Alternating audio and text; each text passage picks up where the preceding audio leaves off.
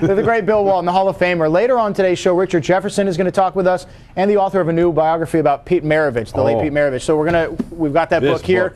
Unbelievable. We're going to ask Bill his best Maravich story. But this is an incredible book. There are so many facts, so many stories. I was a great personal friend to Pete. We were never teammates. I played against him a lot.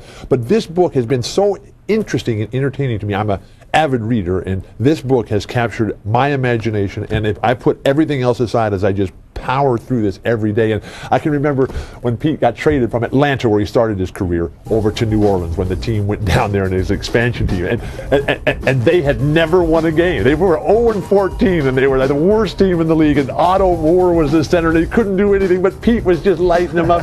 And the Portland Trailblazers, we go in there, we had a team, and it was not the championship team, but we had a good enough team. And we were pounding them early, way up at halftime, and Pete in the second half just takes over. And he goes absolutely wild. He's playing 1 against 5, and he's up and down the court shooting jumpers, hooks, full court behind the back passes through guys' legs. He's just everything. And in the very last play of the game, we're up 1, and Pete dribbles up.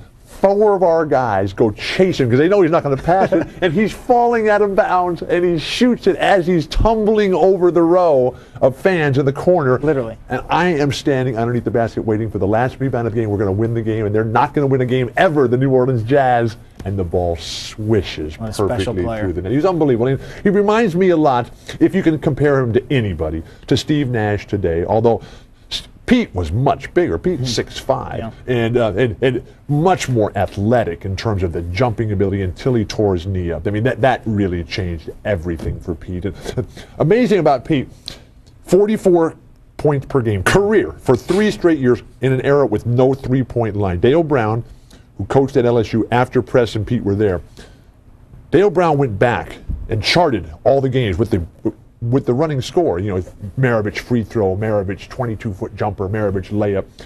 And he calculated that with the current college three-point rule at 19.9, Pete Maravich would have averaged 13 three-point makes per game, which would have given him a career average of 57 points per game under today's rules. That guy is unbelievable. We love him. We missed him terribly. What a great friend. What a great human being. The late Pete Maravich, and his wife gave some access that she hadn't before to any author. So it really is a great read. We're going to have, again, the author on in a moment. And check this book out, Maravich, by Wayne Fetterman and Marshall Terrell. I know it's going to be on another segment, but the pictures, the stories, the history.